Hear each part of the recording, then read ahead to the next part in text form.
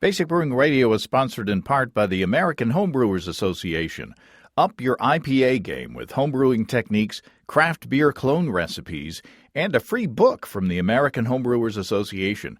Push your brews to the limits with Brewing Eclectic IPA by Dick Cantwell, or dive into science and history with IPA, brewing techniques, recipes, and The Evolution of India Pale Ale by Mitch Steele. Join for 1 year and receive your choice from 60 different brewing books. Visit homebrewersassociation.org/basicbrewing for offer details. homebrewersassociation.org/basicbrewing.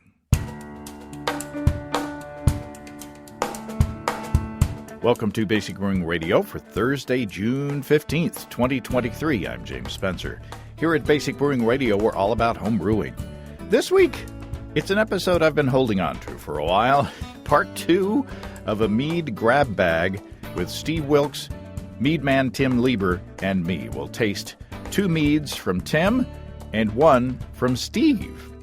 And boy, did we have fun. If you want to support us financially, check out patreon.com/basicbrewing. And many thanks to everybody who's helping out in that way. If you go to patreon.com/basicbrewing, you can see a long list of stuff that you can access if you sign up as a supporter.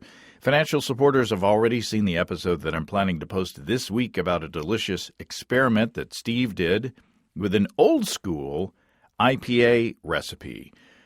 He used a commercial oak flavoring to try to kick it up a notch. But did it? Did it improve or not? We'll see. We're going to get together tomorrow to shoot 3 additional video episodes.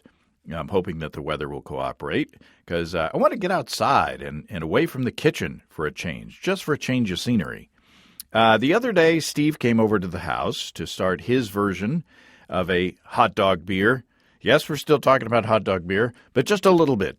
He's straying from Ken Kazmersky's recipe a bit on the base beer and on the method of adding the hot dog flavors. He's kind of taken a tincture approach to getting those into the beer rather than just adding everything into the fermenter.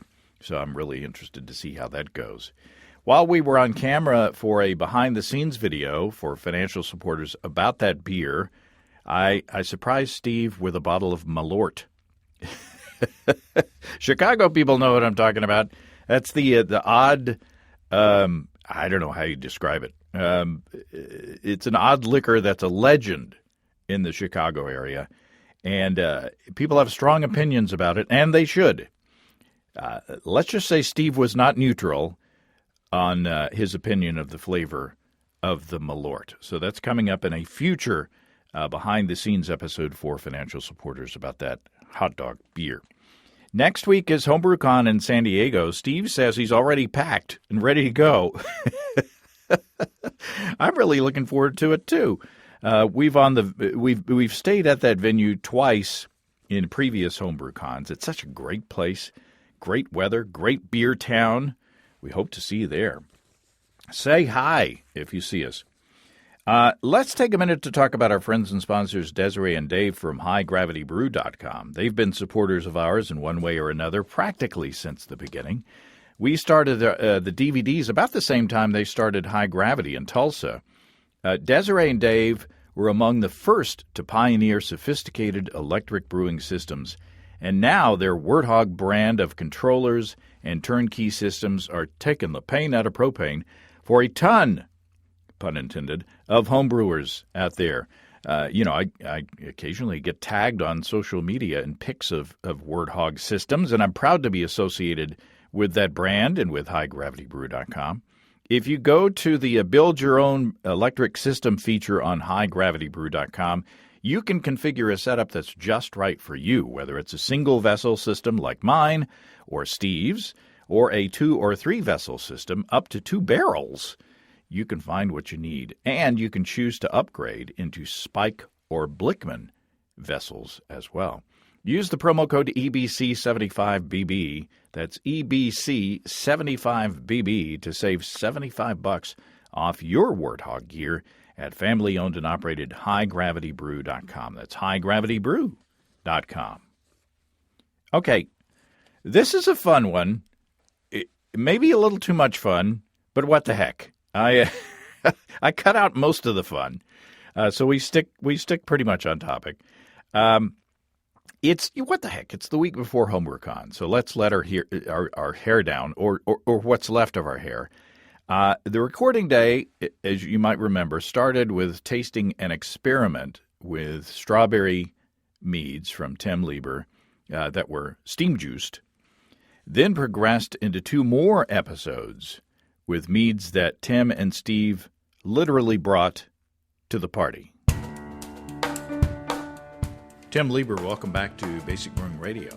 Good to be here. It's like we never left. Jesus. It's a gift that keeps giving.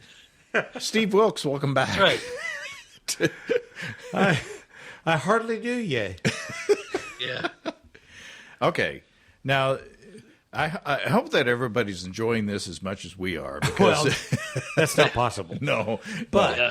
No, but having said that, maybe you're sampling along with us, or maybe you're just jogging along a path, and you're hearing us drink and meads. you're hearing us drink.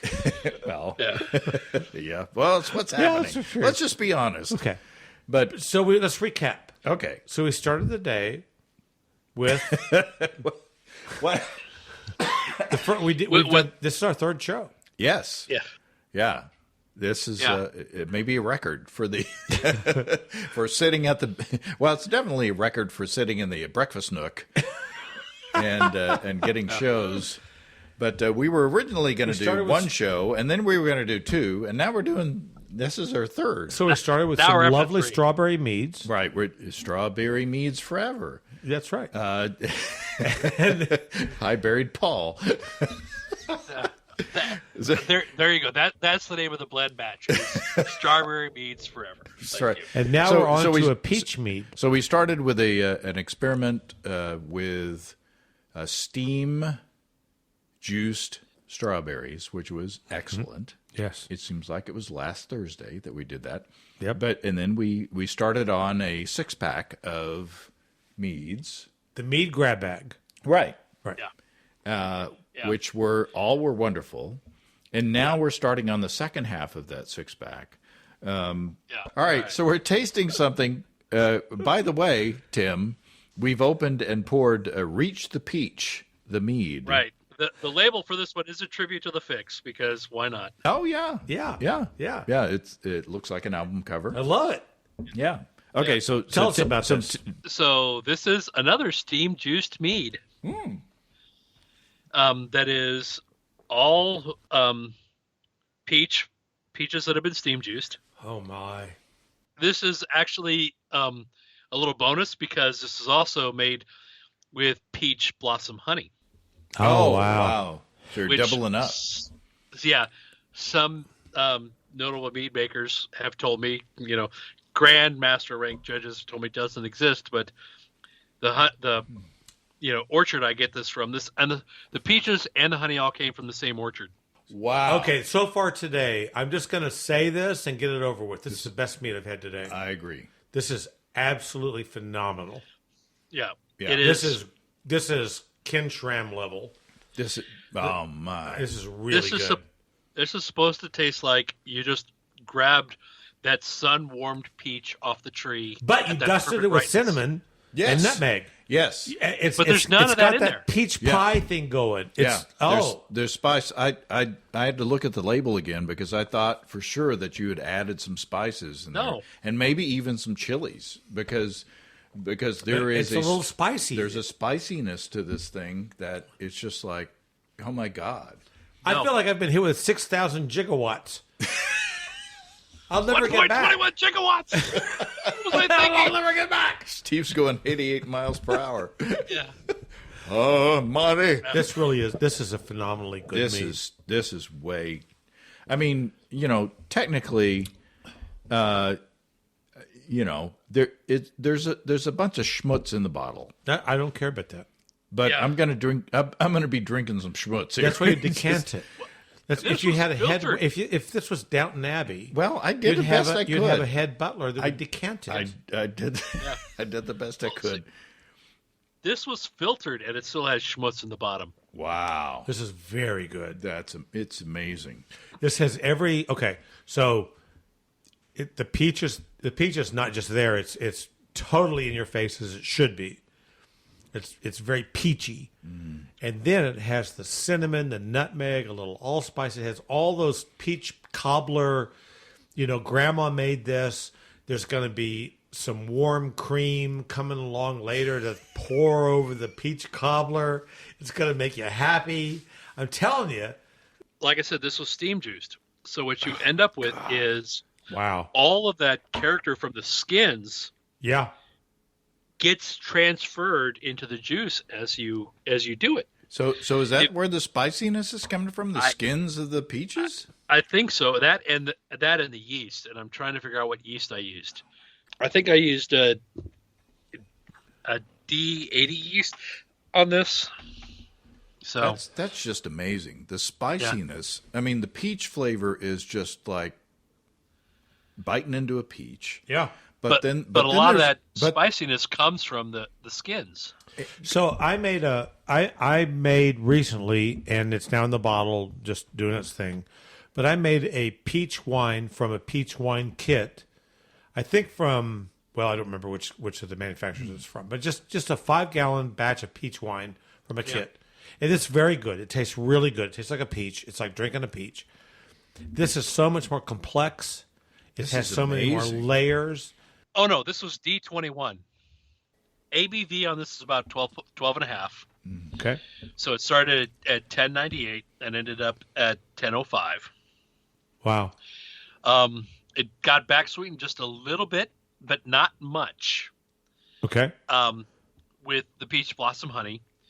So there's a orchard down south of me, south and east of me, which basically means 98% of the country. Right. That could be Alabama. That's us. Yeah. Yeah. And that's as much as I'm going to tell you. It has peach blossom honey. And I talked to the guy that runs. So I've been told by Grand Master judges that Mead judges that this honey does not exist. But what I was told by the guy that runs the orchard is, he puts bees out, and the honey just basically has to pay the cost of the bees. He's not selling it to make money, but a lot of beekeepers, because peaches bloom very early in the year, they're like apples. Mm-hmm.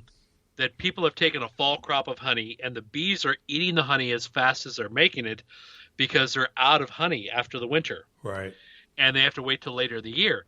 This guy doesn't do that. He takes a spring crop after the peaches have bloomed, and then whatever the bees have, he lets them have. And then when they run the peach blossoms in the spring, and peaches don't need bees to pollinate, but he has the bees anyway. They have that, but the honey itself tastes very, very much like a peach. And I've heard several theories from people that say, well, the bees are collecting peaches that are overripe and they start to sweat juice, and that's what the bees are collecting. I've heard a lot of this different stuff. But the guy that runs the orchard told me that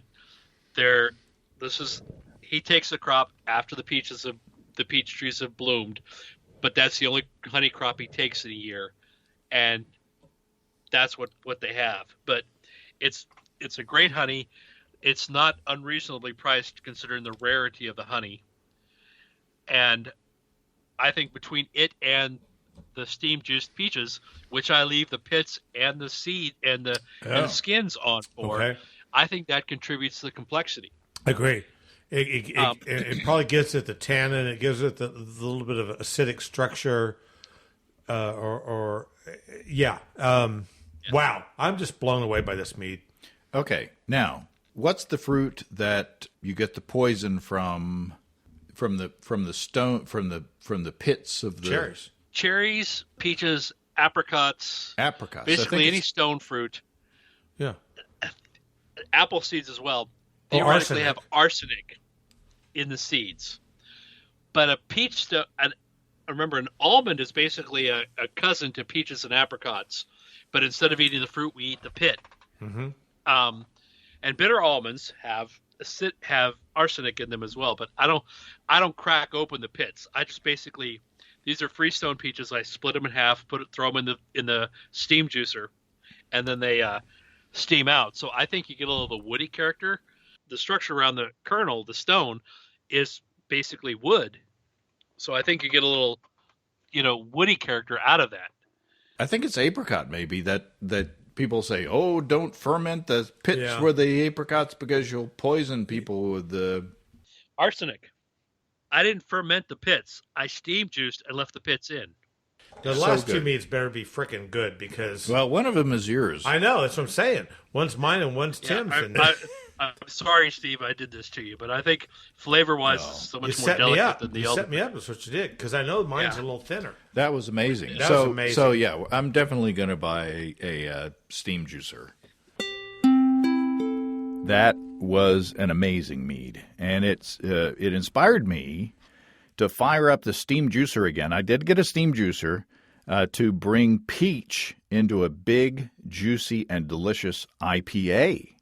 And what better to use to ferment that beer than the new hybrid yeast strain from Imperial Yeast, I-10 Mangostini. I've got 2 packets in my beer fridge right now, and you can get your hands on it now, too. It's shipping right now. I-10 Mangostini is a natural combination of 2 different yeast strains. You've heard Dr. Matt Winans from Imperial talk about how this is done. Usually yeast reproduces by budding or sort of cloning. But in this process, they direct 2 unique strains through their idle sexual cycle via fungal sporulation isolating, resulting in a hybrid that's been developed for its excellent attenuation, prompt reduction of diacetyl, and versatility brewing a wide variety of ales and IPAs. Eben from Imperial says, Mangostini has a robust flavor profile of ripe, tropical fruit, strawberry, and lychee that goes great with big hop additions. I think it'll go great with some steam-juiced peach juice in the keg, too. I-10 Mangostini is shipping now. It's worth noting that Mangostini is not a GMO product. Ask your local homebrew store about Imperial's I-10 Mangostini and check them out, as usual, at imperialyeast.com. That's imperialyeast.com. Okay, so we're moving on to an elderberry mead that I made. Elderberry. Steve, I'm somewhat disappointed you did not call this Your Father Smells the Elderberries. I know. There's so many jokes. Yeah. And I thought of all of them. Your Father Smells the Elderberries. You should I figured. I wanted to call it Nasty Knigget. You should have just called it Your Mother Was a Hamster. Mother was a hamster. So the backstory of this is a close friend of mine who lives here in Fayetteville had some wild elderberry bushes. I think they're all wild around here. I don't know, but I don't think anybody grows elderberry. But at any rate, there's elderberry bushes around here, and he scavenged a couple of gallons of elderberries, and he gave them to me. And he said, make something with this. I made this mead. Wow. So this is a 5-gallon batch of mead. It was fermented on the fruit. So I started the mead on the fruit, not in the secondary, which is a little different. I used 12 pounds of honey. I used big box store honey. So nothing esoteric, though it was, the label says it's wild honey, wild raw. Or local. But we don't know for sure. But all that means is they didn't do the pollen assay to figure out what. I think there's a percentage of which there has to be predominant pollen for honey, for in the honey for it to be a varietal. Right. Some beekeeper could tell me, but fact of the matter is, yeast don't read, bees don't follow instructions. You can't say, well, you could collect from over there, but not over there. You're can't exactly go over there. They're going to do what they're going to do. So 12 pounds of honey. I had 2 gallons of these locally grown, like literally a few blocks from my house, grown elderberries that a guy went to the effort to collect for me. Though they did have a lot of stems and seeds and stuff hanging out, which you don't need. I hate it when my guy gives a lot of stems and seeds. I was going to say, Steve, do you have any experience with stems and seeds? Very little. I live in Washington State, so it's okay for me. Yeah, and so and then I at fermentation or at addition of the yeast, I use 6 grams of diammonium phosphate or DAP and 18 grams of yeast energizer. I also used the Loveland RC212. Yeah, so there's a new yeast. That's a great red berry mead. Here's a red wine yeast because I had these red berries and I was just like, oh well, I've got some of this and I'll use it. Yeah. It's also my favorite Star Wars figurine. Oh, see, I'd say that's my favorite Rush album was RC212. I use filtered water 2 volume, and the starting bricks is 21 or 1.081. It finished at 0.998. So the ABV is 11.4, but I'll call it 11 because I don't think I can be that accurate. I back sweetened the mead with 6 ounces of local honey, just my local wildflower honey, and I treated it with potassium metabisulfite and potassium sorbate at bottling, and it's a still mead, and so that's the mead. It's way good. Yay! Yeah, it's a little unfair to put that behind my peach mead, but it's very good. So that's actually a good point. I'll talk to that. Your peach mead was so rich and so fruity, and biscolic, delicious. It was really, what is that word? It was really good. It was really, really, really. It was like this is what you want to be. The elderberry mead is much thinner, but that's not necessarily a bad thing. It's just that following this big, thick, heavy mead, this is much thinner. Yeah, it's got a little, and this is like a sour beer. It's not in a bad way, but it's got a little barnyard to it. Little. It's not offensive. It's not bad. It's interesting. It adds interest to it, but elderberry has that to it. Yes, it does. And I was also thinking when I made the mead, I had these giant, I had these big, mixing bowls of elderberries it had all the stems in it and all the seeds in it and all the huge crap in it. Tracts and it's of like, land. do I sort these or do I just put them all in a big, a grain bag, like you'd use in brewing? I ended up just doing that because I'm lazy. And so I just chunked the whole thing into a big grain bag, put it in the fermenter, and allowed the whole frickin' thing to ferment. Yeah. Well, if you use the steam juicer. If I only had a steam juicer. Next week. Yeah. Well, I will say this. I have made a number of meads in my life using the Knudsen, which is a brand I like. So I don't mean to promote them, but I do like their brand. Right. Of juices that are organic. They're not preserved. There's no sorbate in them or anything like that. So they work very well for making your own beer or mead. Yeah. And yes, they're expensive, but they work great. And so you'd never rise above the quality of your ingredients. No, that's exactly right. Yeah. So don't be afraid to pay out. But Knudsen makes a black currant juice. I probably mentioned that a couple of shows ago because we talked about black currant 3 or 4 shows ago now. But I think if you steam juice these elderberries, you would have gotten a better expression of it. But this is a very nice mead. I'd be happy to hand this to people and tell them I made it. And elderberries are a flavor that not everybody. It's not like blackberries where everybody knows what a blackberry tastes like. An elderberry it's fruity, but it's its own thing. It's like black currants. It's its own thing. And I do like this, but I think there's a difference between elderberries and dried elderberries. It's very nice. It's not very sharp. I mean, the fruit characteristics it's more sweet than sharp. Yeah. I think it could use a touch of acid, just maybe a little. I agree. Touch. I wish it was a little sharper. But coming off the peach, Yeah, I think it's a nice contrast. it lingers nicely. Mm-hmm. It's a nice fruity mead, but again, it's a flavor most people are. Elderberries are not something most people are familiar with. Yeah, Right. yeah. There's not an elderberry flavored popsicle. Right. There are. I mean, there's not even like a blackcurrant. Cassis is blackcurrant liqueur. There's not an elderberry liqueur out there that's widely available. Somebody's probably making one, but it's not like you're gonna buy one out of France. It's really gonna tell you what it is. But I do like this. We're about to taste Tim Leber's version of a mead based on an old-fashioned cocktail. And coincidentally, I swear we didn't plan this ahead of time, Groenfell Meadery in Vermont has created an old-fashioned mead also based on the cocktail. And right now on Groenfell.com, you can order a limited edition rye barrel-aged version of the old-fashioned mead. This mead starts with exceptional honey and a long, slow fermentation.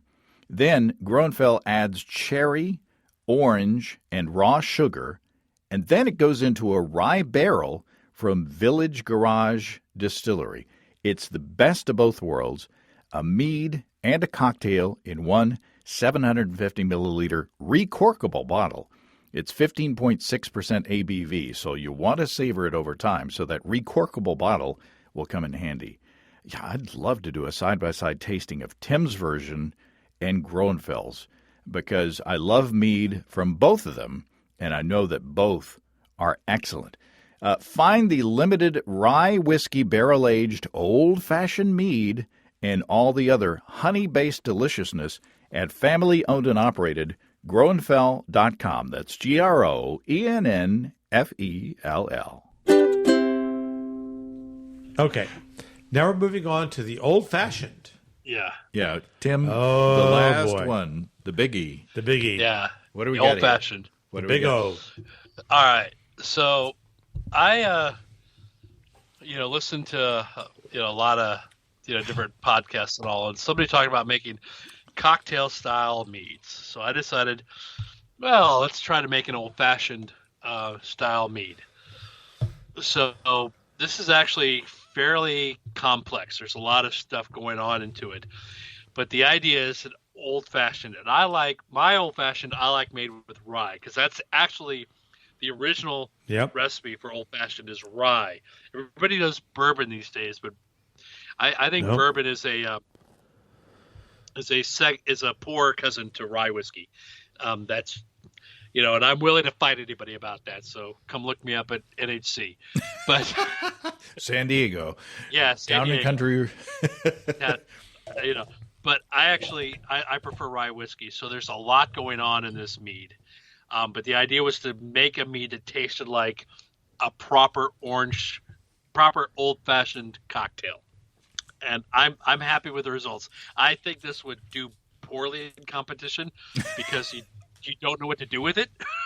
Right. What category is this? Yeah, where do you put this? How do you describe it? But I think this is a great mead to have and talk about people. So there's a couple of different kinds of honey. There's all kinds of stuff going on in it. So have you all had a chance to taste it? We're sipping. That is an old-fashioned. Huh. Yeah. See, That I'm not you a got it. I'm not a cocktail guy. I am. Or it's just straight shots, just depending on the night. But Yeah. wow, that's an old fashioned. Huh. So what is an old fashioned? So an old fashioned is actually one of the oldest cocktail recipes. So it's basically rye whiskey or bourbon, bitters or orange bitters, and a cocktail cherry, and served on the rocks. Well, and sugar actually, And a little sugar, yeah, a little sugar. So, That is that. So what kills me about this? We'll talk about the technique in a moment. But what kills me about this is I pick up the whiskey, I pick up the whiskey barrel, meaning it tastes a little bit like it's been stored in an oak barrel or a sherry barrel or something like that, a bourbon barrel, whatever. Of course, it's sweet because it's mead, and so it has some sweetness to it, and that captures the sweetness that you would find in an old-fashioned cocktail. I also pick up the grain. That's the amazing thing to me. The rest of it is like, okay, I get how you do that. I don't get how you'd pick up the grain because I definitely get that kind of rye graininess that you would expect in that cocktail. This is an amazing mead. Wow, I'm pretty blown away by this. This is quite amazing. Although this is not something you're going to drink a pint of. No, but you're going to drink a snifter of, or you know what I mean, or a shot glass of. This is a wonderful, wonderful mead. Tell me more about it. This is a 20-liter batch. It's 14% alcohol, but it ended up it started at 1135 and ended at 1033. So it didn't ferment all the way down. Dropped about 100 gravity points. It is orange blossom honey, mostly, with some avocado blossom honey. So those that are not familiar with avocado blossom honey, it is black. It looks like molasses. It is not as sweet as most honeys. It doesn't taste sweet when you taste it. Not like orange blossom honey is like, oh, that's honey. It's sweet. It's floral. Avocado honey is not sweet as much when you taste it, but it's very black. It's very treacly. It's not like molasses. It's more like treacle. For those that are fans of the Great British Baking Show, I threw some Luxardo cherries in the primary. So a jar of that in there to give it that hint of cherry flavor. It also got some heavy toast American oak that had been soaked in rye for about 10 days. So it gave plenty of time for the rye to get into the barrel in there. And then it got some quite a bit of bitter orange peel in the secondary as well to give it that orangey, bitter flavor. Absolutely. Yeah. But it was soaked in rye. If you're a bourbon person, you could soak the oak cubes in bourbon instead. But I think rye whiskey has a spicy cherry flavor to it that I like a whole lot better than I think bourbon is boring. Rye has a very, very distinct flavor, and I think it plays very well with this. So I think between all of that, all those flavors coming together, you end up with something that is very much like the cocktail. You really do. That just blows me away. That's what I like about it. I mean, that's the thing that strikes me about it, is that it's like I'm drinking an old fashioned, but it's a mead. Yeah. I'm just stunned. Yeah. And it's not like, anything else. Now, what's his name at Melvino talks about making cocktail meads. I'll remember his name in a minute, but Melvino is his meadery. He's the guy behind Melvino. Talks about making cocktail style meads, and that was my inspiration as a starting point for this. Talk about if you want to make a mead, you gotta after doing something specific, you gotta stop and dissect all the flavor elements of that thing. So when I sat and I made and drank a lot of old fashions, and I stopped and I made notes. You made reference earlier to me being a mead judge. I'm actually a BJCP national beer judge, a mead judge, and a cider judge. So I made old fashions, my favorite recipe, and I sat and very carefully took notes of the recipes, of the flavors that I got out of the recipe. And, then I thought about how do I recreate that? So I, marked down though if there was a cherry note. Well, so Luxardo cherries are a very distinct flavor. You can buy jars of them. It's basically 400 grams. It's one jar, right, in a 5-gallon batch. So it's not a lot, but I put the cherries and the syrup into the batch. so you pull the flavors out of it. Orange blossom honey has a flavor to it. Avocado blossom honey has a flavor to it. It's got a kind of a malty flavor to it. It's not molasses, but it's kind of a malty flavor. But it's a good baseline. I actually use it for chocolate-based meads as well. Yeah. And then I thought, okay, well, rye whiskey, so I need to go with rye whiskey, but typically you've got a lot of oak character to it, to the rye whiskey that you use. So I'm going to soak heavy toast oak cubes, because we've talked about oak cubes in the past and heavy toast and what flavor you got out of that. Go look at the archives, people. We've talked about this. It was mostly about medium toast, but we talked a little bit about heavy toast. And then the orange peel, the bitter orange peel. So you add bitters to an old fashioned, and you got an orangey flavor to it. So let's add the bitter orange peel to it, and it was 120 grams in a 20-liter batch. So that's pretty heavy, actually, because it's basically 30 grams is an ounce. It's 28 grams is an ounce, but 30. So you're talking 4 ounces of orange peel in a 20-liter batch, in a 5-gallon batch. That's a fairly significant dose. But it really adds to that character and adds to the bitterness and the complexity and that flavor that you get. Because the goal with this mead is to something you can sit down and enjoy, and every time you take a sip, there's something new. There's something different. Yeah, this has all that. It reminds me very much of drinking an orange liqueur, a really good orange liqueur like Cointreau or Grand Marnier, and I want a cigar really bad right now. I mean, really, it's that big kind of Edwardian. We need to retire after dinner. And Steve doesn't even smoke, but he was a cigar. No, right, exactly. Yeah, it's way good. So, Tim Leber, thanks again for sharing your meads with us, and thanks again for sharing your critiques of Steve's excellent mead. Absolutely. You did pretty good, Steve. I did okay. All right, guys. Until probably San Diego. Oh my! Yeah, I'm starting an experiment now for San Diego, but I've got a few other meads I can. Yeah. By the way, when I said these meads, I sent you extra stuff just because I hate to see an empty box. With like one sad little bottle in it. It cost me the same amount of money to send you 3 or 4 as it costs to send one. So. Yeah. Cheers, guys. Cheers. Cheers. Well, we got through it. That was quite a day.